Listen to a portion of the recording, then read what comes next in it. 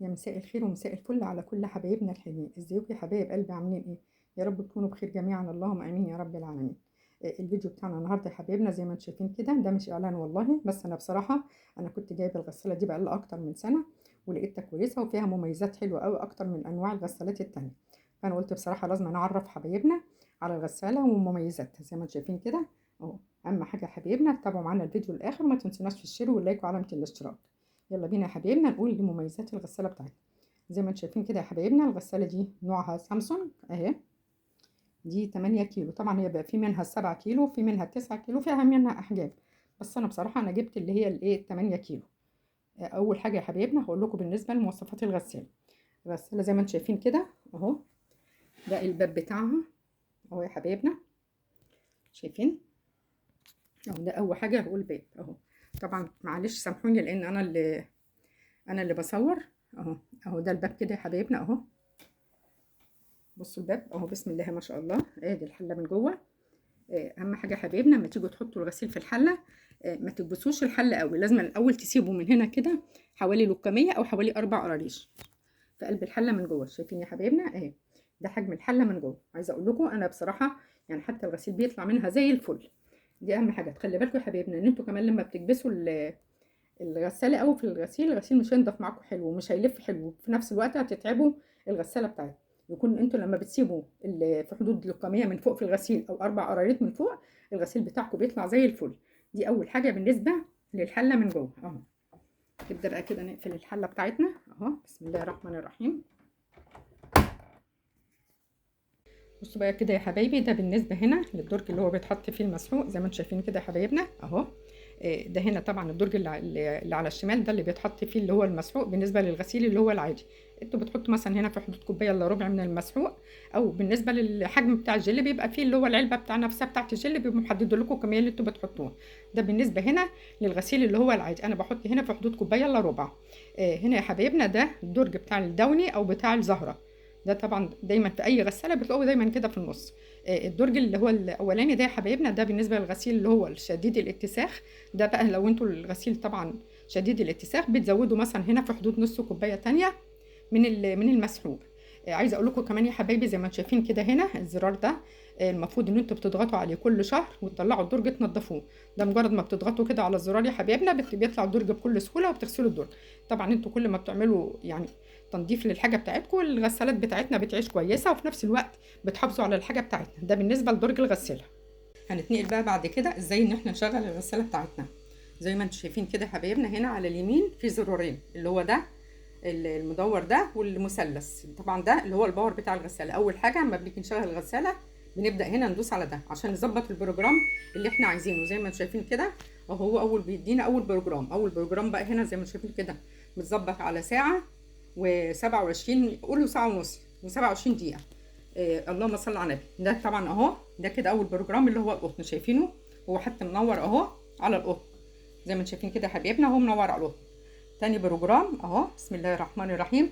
القطن اللي هو بيبقى ايه شديد الاتساخ، ده بيدينا 3 ساعات 4 ساعات اهو. ده القطن اللي هو بقى ليه الشديد الاتساخ اهو، ده بيدينا كده 4 ساعات.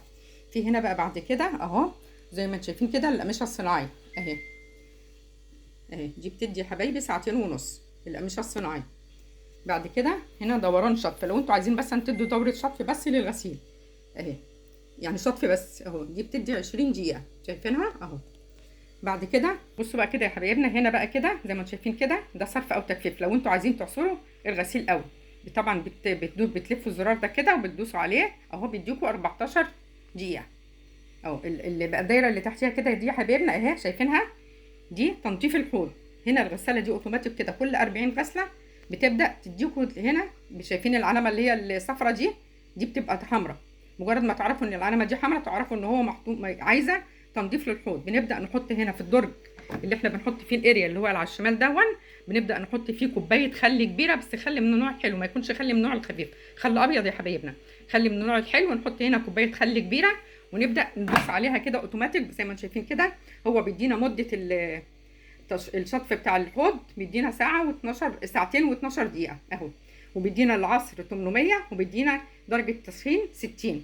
هو بيبقى البروجرام اصلا بيبقى متظبط تبع اللي هو الدوره نفسها. فبنبدا نحط زي ما قلت لكم كده الخل في الدرج من على بره كده، الخل الابيض.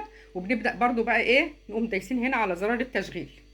ده بالنسبه لشطف الحوض زي ما قلت لكم يا حبايبنا. دي بتبقى كده بقى يا حبايبنا. هنا بقى بالنسبه للناحيه الثانيه كده، هنا من التايمر نفسه ده كده احنا خلصنا الناحيه اليمين. بالنسبه للناحيه الشمال ده هنا الغسيل السريع. لو في مثلا حاجتين ثلاثه صغيرين قوي عايزين يتغسلوا، بنحطها وبنجيبها هنا ناحيه هنا الغسيل السريع. ده بيبقى مدته 15 دقيقه. عايزه اقول لكم يا حبايبي، ده هنا بقى بتحطوا معلقه اريال واحده، ما تحطوش اريال كتير على اساس ان البروجرام يلحق يتخلص من الاريال اللي فيه. بعد كده يا حبايبي فيه بسم الله الرحمن الرحيم في الغسيل اليومي. الغسيل بقى لو انتوا عندكم غسيل متعودين ان انتوا بتغسلوه كل يوم، ده بيبقى مدته ساعه و6 دقائق. في هنا يا حبايبي اهو. بعد كده بالنسبه للصوف اهو، ده برده هنا بروجرام الصوف بيدينا 53 دقيقه. في بعد كده هنا بقى تحت تنظيف، هنا تنظيف بالبخار. تنظيف بالبخار ده بيبقى مدته اهو زي ما شايفين كده ساعتين و38 دقيقه. لو انتوا عندكم مثلا حاجه فيها بقعه ولا حاجه، جاكيت او فيه بقعه ولا حاجه حبيتوا تغسلوه، بتغسلوه بالبخار زي ما شايفين كده اهو. هي ما شاء الله فيها بروجرامات كتير. بعد كده هنا في الالوان زي ما شايفين كده. هي يا حبايبنا الالوان بتدينا ساعه و25 دقيقه. ده بالنسبه للالوان. هنا بقى تحت اهو بسم الله الرحمن الرحيم، دي اخر حاجه الشراشف اللي هي الفوط. الفوط بتدينا ساعتين الا تلت، ساعه و40 دقيقه. ده كده احنا كده انا عرفتكم بالنسبه للناحيه اليمين والناحيه الشمال بالنسبه للبروجرام. كده انا عرفتكم بالنسبه للبروجرام. هعرفكم بقى بالنسبه ان انتوا عايزين تتحكموا في العصر او في التسخين. هنبدا كده الاول كده يا حبايبنا. هنا بقى بالنسبه للعصر والتسخين، هو كل بروجرام بيبقى مظبط نفسه هنا. يعني مثلا هنا انا ما جبت التايمر على القطن، مديني زي ما قلت لكم مديني ساعه و27 دقيقه، مديني 800 لفه في العصر، ومديني 40 درجه حراره. انتوا بقى عايزين تلغوا التسخين يا حبايبنا، هنا بتدوسوا على الزرار ده كده اهو. بصوا هيبدا يطلع الاول ل 60 وبعد كده ل 90 اهو. بعد كده تدوسوا عليه كده لغايه العصر خالص. انتوا بالزرار ده بتتحكموا في العصر اللي انتوا عايزينه. كده هو اداني 20 تاني. عايزين تغسلوا على البارد خالص، بتدوسوا عليه لغايه لما الزراير دي تحس انها اتطفت. وبرده هنا بالنسبه للعصر هو مديني هنا 800 لفه، انتوا عايزين تخلوها 400 اهي. هيدي الاول 1200 وبعد كده اهو كده انا لغيت العصر خالص اهو كده اهو يا حبايبنا. هيبدا يدي 400 برده. ده الزرار ده اللي بتدوسوا عليه اللي بيتحكم في العصر. بالنسبه بقى هنا يا حبايبنا للعلامه اللي هنا دي الاولانيه، دي بالنسبه للغسيل اللي انا قلت لكم اللي هو بيبقى شديد الاتساخ، اللي احنا بنحط في الدرج اللي هو قلت لكم اللي هو في الدرج ده. لما بنزود هنا نص كوبايه اريا لما بيكون الغسيل شديد الاتساخ، بنبدا هنا ندوس على الزرار ده اهو يا حبايبنا كده عشان ندي علامه للغساله او ندي اشاره للغساله ان الدرج الثاني فيه اريا. فبيبدا هنا على اساس يسحب الاريا من ناحيتين ويشتغل على اساس ان البروجرام بتاعه بيبقى ايه شديد الاتساخ. ده هنا يا حبايبنا بقى بالنسبه للزرار ده التايمر بتاع الساعه. انتوا بتظبطوا التايمر، يعني انتوا مثلا عايزين حاطين الغسيل عايزينه يتغسل بعد ساعه بعد 2، ده بتدوسوا على الزرار ده بتاع تايمر الغساله يا حبايبنا. ده الزرار اللي هو بيظبط لكم التايمر بعد بتاع الغسيل اهو. انتوا بقى الغساله دي فيها ميزه يا حبايبنا، لو انتوا عايزين تضيفوا غسيل في النص يعني والغساله شغاله، بس قبل ما تبدا دوره الشطف بتقوموا دايسين هنا يا حبايبنا كده اهو. كده الغساله بتاعتنا قفلت اهو. ونفتح الباب عادي كده اهو يا حبايبنا اهو بسم الله الرحمن الرحيم اهو. وتبداوا تضيفوا الغسيل اللي انتوا عايزينه وتقفلوها تاني. مجرد ما تقفلوها خلاص اهي كده اتقفلت الغساله. بتبداوا تاني تدوسوا على المثلث ده اهي كده تبدا تشتغل تاني زي ما انتم شايفين كده يا حبايبنا. ده بالنسبه للتشغيل. اللهم صل على النبي. ميزه الغساله دي كمان يا حبايبنا ان لما النور بيقطع من فيها ما بتعيدش البروجرام تاني. انا ملاحظه ان في اغلبيه الغسالات لو النور قطع بتبدا تعيد البروجرام كله من الاول. لا الغساله دي ميزتها ان هي ما بتعيدش البروجرام. انا بصراحه عن تجربه انا ما رضيتش اعمل لكم طريقتها، يعني انا بقى لي سنه شغاله عليها زي الفل بسم الله ما شاء الله. ما رضيتش اقول لكم غير لما جربتها وقعدت معايا فتره زي ما انتم شايفين. دي من احسن الغسالات بصراحه، ودي اللي انا بايدها اهي اللي هي ممتازه ممتازه ممتازه. اهم حاجه بقى يا حبايبنا لو الفيديو بتاعنا عجبكم والغساله بتاعتنا عجبتكم ما تنسوناش بقى في الشير واللايك وعلامه الاشتراك. اترككم في رعايه الله والسلام عليكم ورحمه الله.